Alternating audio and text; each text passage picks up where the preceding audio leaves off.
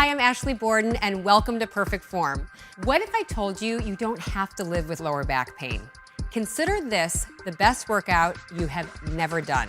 It will help get rid of lower back pain, prevent future pains, and even flatten your belly. So let's get started. First thing I want to start with is myofascial release, releasing your psoas. We're going to start with the red ball. And you can use, this is a 2-pound weighted ball. You can also use a soft ball, but it's important that you have the height because that's what's going to help release the psoas. And the way you find it is finger on the belly button, finger on your hip bone, and right in between that line is your psoas. And I'm going to start on this side so you can see what I'm doing. Put the ball there. You're going to come lie down all the way on your belly. And I'm sitting up because I need a little bit more pressure, but you can also start lying down, completely relaxed down, or you can sit up, but it's really important that you just release your belly, release your glutes, and let it kind of sink over the ball and sink in there. And I would hold this for about 1 minute to 2 minutes on each side. And that will also really help to open up your lower back. The next thing I want to do is using the roller. I want to roll out your lower back and your hamstrings. Now, it's really important that if you have any type of structural issue with your lower back, I don't want you rolling it out. I'm using a soft foam for the roller back. If you're using a PVC pipe or something at home, I wouldn't do your lower back with such a hard surface. But this guy is soft enough that it kind of feels good. So you're going to start and just gently roll up and down on that lower part of your back. You can kind of go a little bit side to side, keep the belly button pulled in. And then I want to move to your hamstrings, because a lot of times your hamstrings, when they're super tight, that also pulls on your lower back. So remember, it's not always the pain site of where the pain is, but your pain source can be from somewhere else. So that's why we're going to start with the hamstrings.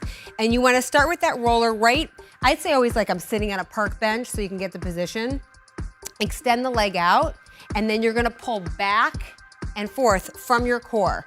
So I pull back, go forward, and if it's not hard enough and you can't feel it, cross one leg over and back and forth right on that hamstring. You can hold where you feel a sticking point, side to side, really chew it up. And if this position is too hard for you to get into, you can always put the roller on top of a bench and kind of sit to the side with one leg and roll back and forth on one leg that's on the roller. It's a better way to get into it if this is too uncomfortable for your back. Okay, so now that we opened up the psoas, your lower back, and your hamstrings, let's get into the stretch series for your hips and your legs and your lower back. First thing I want to start with is a pigeon stretch. Now, pigeon is important that when you get into the position that your knee is a little bit outside of your hip. You're going to crawl that back foot back, go on your forearms, curl your back toe underneath. You have a good base through that first and second toe, and I want you to push that back heel, squeeze the glute, and then drop the knee down. So you're going to push back through that heel, squeeze the glute, pull the belly in, and then drop the knee down. So I'm pushing, squeezing, and again, I don't want you to have your head drop down. Keep that head in line with your spine. And you're going to go 10 times on each leg. And again, if this is too painful or you're feeling pain in your knee, go back, roll out a little bit, and then come back to the position. The more you roll out, the more you'll get deeper into the stretch. Next stretch I want to do is called a cobra stretch, and that's going to help stretch all of your abdominal wall, which also, when you're really tight through your abs, that can also hurt your lower back. So tight abs don't necessarily mean tight abs. It can also mean tight in a way that actually helps, that doesn't help the function of your body. So you're going to start on your belly. Okay, you want to have your thumbs right in line with the base of your chest with your fingertips forward. My toes are down, my elbows are in, and my shoulders are pushing away from my ears. I don't want to see this position, okay, because that just goes right into your trap. So I'm going to tuck my tush underneath me, squeeze my bum, pull my belly in, pull my palms back, and then push up. And I'm going to hold. My eyes come up. I hold for about 5 seconds with my glute tight, my belly pulled in, and then bringing it back down. Reset. You want to feel like you're trying to pull the yoga mat back with your palms. So it's kind of doing this, but not literally. Shoulders away from your ears. Squeeze your glutes. Pull your belly in. Reach up. And it's not about how high you go. It's about how connected you feel to the stretch. And then bring it all the way back down. Very nice. Now let's go to a cat and dog. So cat and dog position also helps with the mobility of your spine, so you feel a stretch through your spinal cord.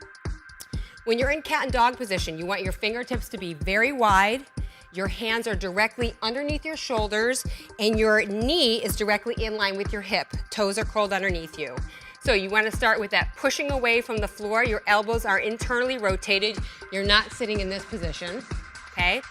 You're going to inhale through your nose for nothing. And then I want you to exhale. Tuck your chin to your throat, push away from the floor, and notice how my elbows are rotating out. Hold, and then rotate the heart and chest up to the ceiling. So I'm still pushing my shoulders away from my ears. I'm not sitting lazy in my shoulders. And again, you're gonna exhale, tuck your chin to your throat, push up, try to squeeze your glutes in this position, push your toes in the ground, and then rotate your heart and chest up to the ceiling, pushing your shoulders away from your ears. So now that we've stretched, let's get into the strengthening part of it so you can really connect to your lower ab and understand where that's coming from when you're engaging your core. I'm gonna use the roller. It's a great tool to help connect to that lower ab. You're gonna lie lengthwise on it, all the way down. So important tips. You wanna make sure that your feet are not turned out, okay? Palms are gonna be up, and you are gonna have a natural curve to your back. I don't want you starting in this position where your tailbone's tucked underneath you because you're trying to make it as flat as possible. All I want you to do is I want you to kegel, which is squeeze your P-flow muscle, okay? Engage that lower ab. And you want to start with your eye line looking about up and away, kind of towards the top of the ceiling. If your eyes are too far up, it closes your spinal cord, and if they're too low, it creates too much tension in your neck. So eyes are just a natural position looking up toward the ceiling. You're going to engage your pelvic floor first by squeezing that P-flow muscle, okay? You're going to flex the foot as you lift, bring it up, and then slowly bring the foot back down without letting anything shift and without letting your back pop. So you're going to kegel, flex the foot, lift, slowly bring it back down, and that's one.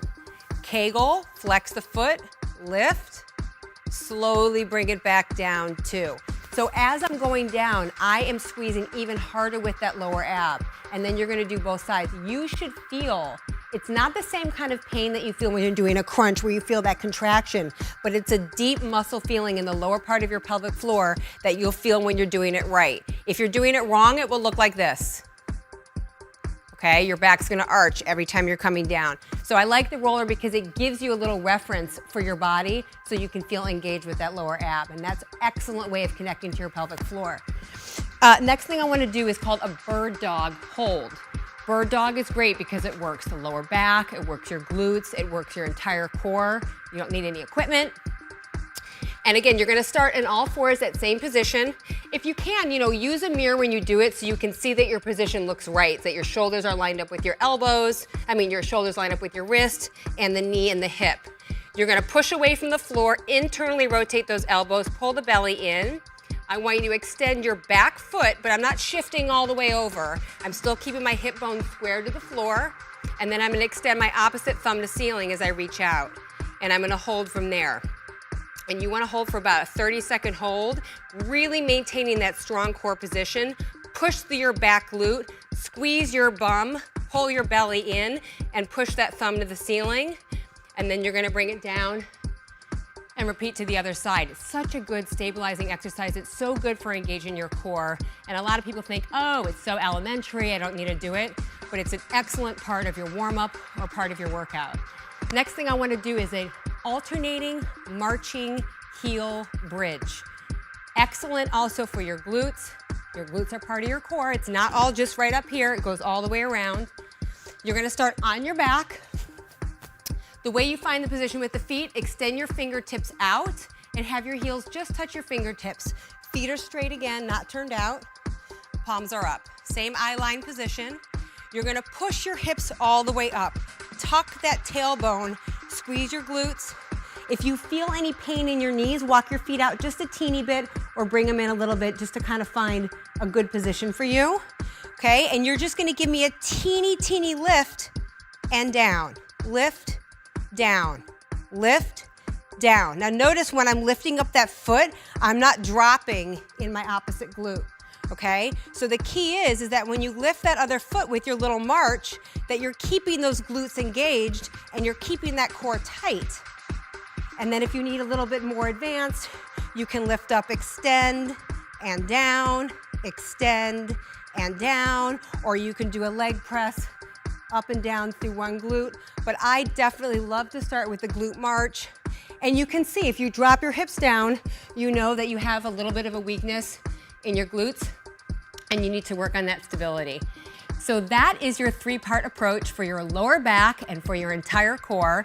Go ahead and use this series on its own or use it within your workout that you already have established. And remember, the most important thing, I want you to connect to your body.